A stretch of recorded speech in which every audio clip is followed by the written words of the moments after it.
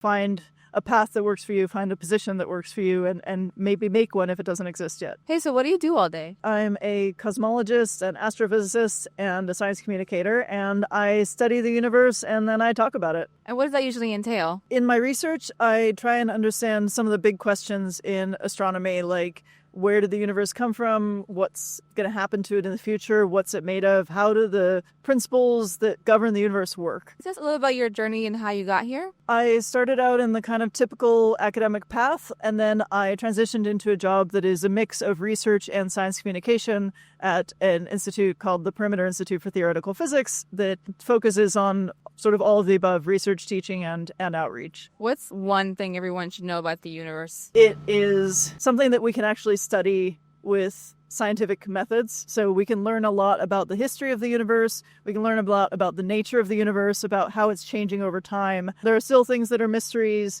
There's still a lot to learn.